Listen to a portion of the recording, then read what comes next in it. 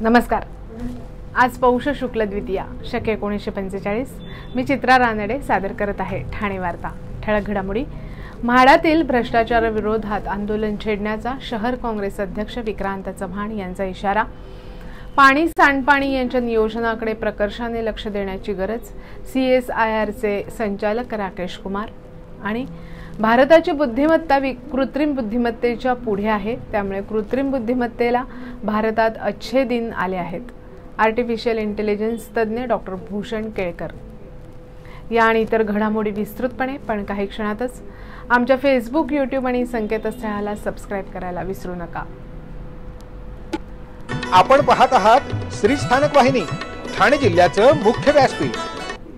ठाणे वार्ता पहा श्री स्थानक वाहिनीवर। आता सकाळी 9:15 पासून रात्री 9:15 पर्यंत ठाणे वार्ता, ठाण्यातील पहिलं दृकश्राव्य माध्यम।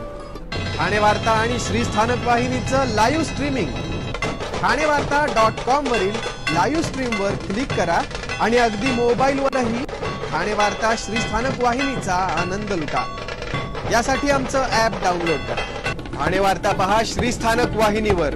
आता सकाळी 9:15 पासून रात्री 9:15 पर्यंत ठाणे वार्ता, ठाण्यातील पहिलं दृकश्राव्य माध्यम। आपण पाहत आहात श्री स्थानक वाहिनी, ठाणे जिल्ह्याचं मुख्य व्यासपीठ।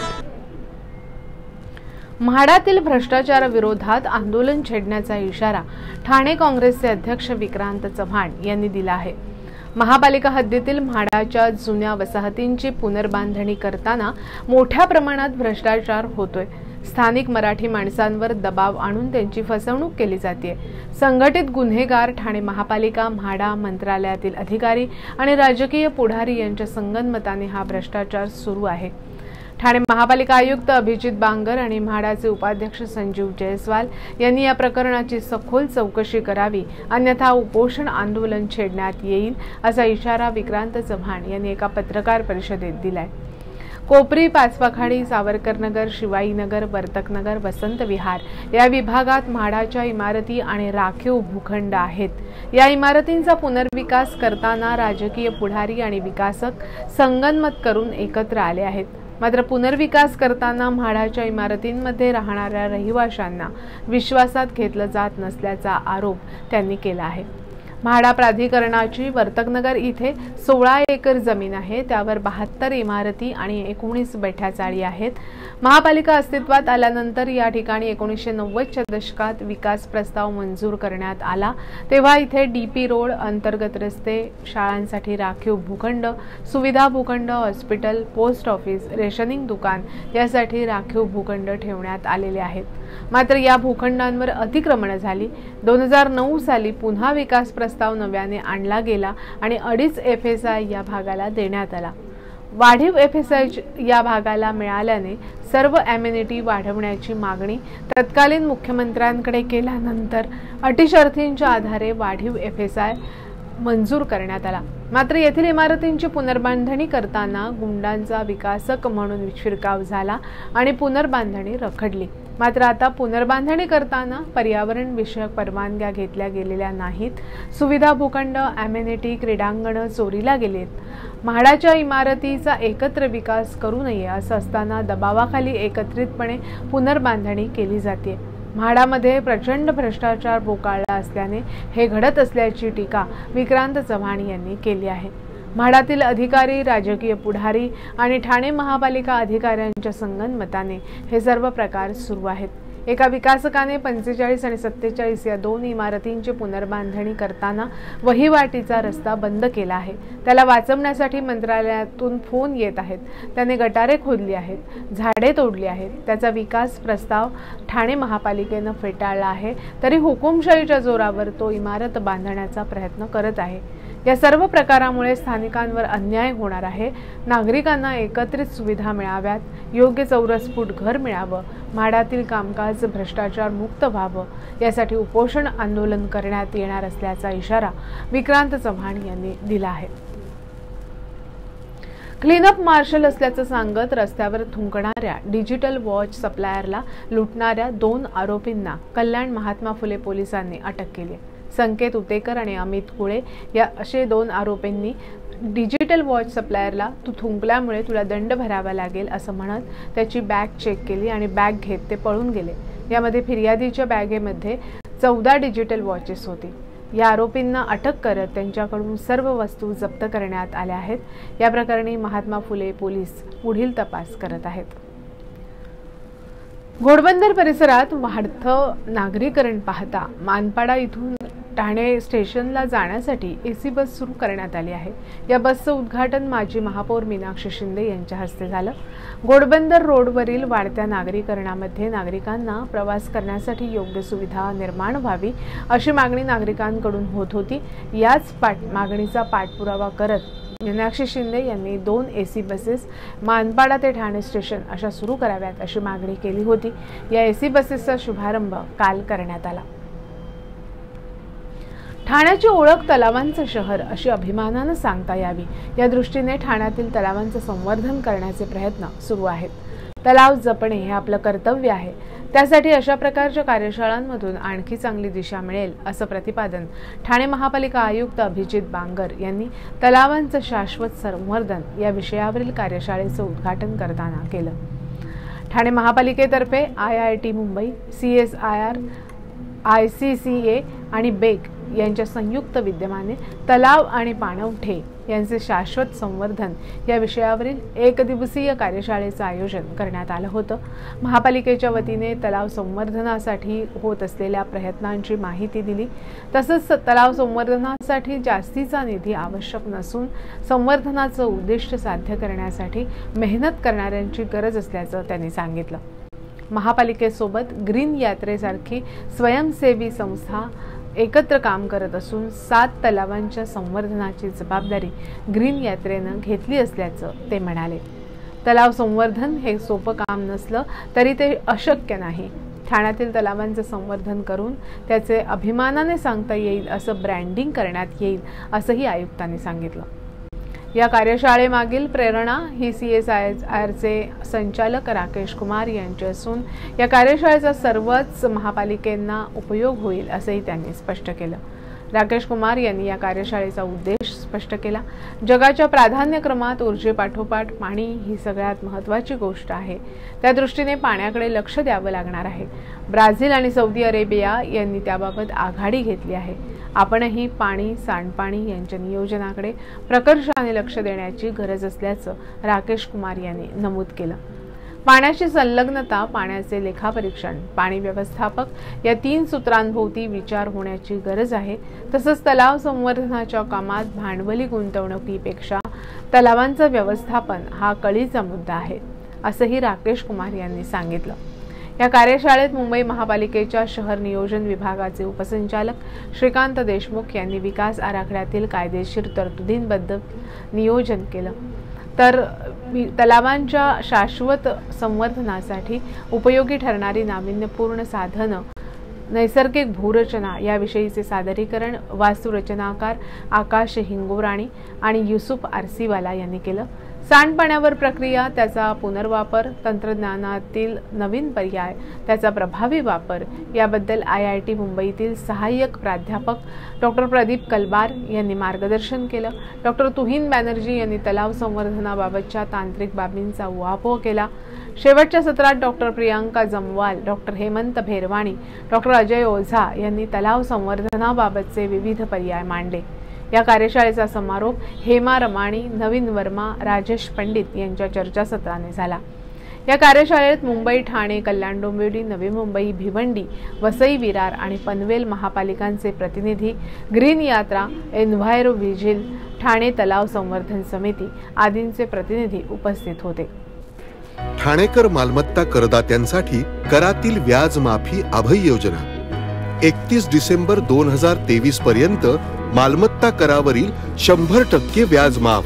तसेच 1 जानेवारी ते 15 जानेवारी 2024 या कालावधीमध्ये मालमत्ता करावरील 75% व्याज माफ. त्याचप्रमाणे 16 जानेवारी ते 31 जानेवारी 2024 या कालावधीमध्ये मालमत्ता करावरील 50% व्याज माफ।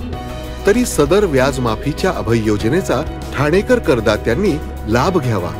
महानगरपालिकेच्या कोणत्याही संकलन केंद्रावर कर भरण्याची सोय आहे। एटीएम, डेबिट, क्रेडिट कार्डद्वारे कर भरण्याची सुविधा उपलब्ध करून देण्यात आली आहे। सोमवार ते शनिवार या दरम्यान सकाळी 10:30 ते सायंकाळी 5 वाजेपर्यंत संकलन केंद्राची वेळ असून करदात्यांच्या सोयीसाठी रविवारी संकलन केंद्र सकाळी 10:30 ते दुपारी 1:30 वाजेपर्यंत सुरू ठेवण्यात येत आहेत। यासोबतच ठाणे महानगरपालिकेच्या propertytax.thanecity.gov.in या संकेतस्थळावर ऑनलाईन पद्धतीने मालमत्ता कर भरण्याची सुविधा उपलब्ध करून देण्यात आली आहे।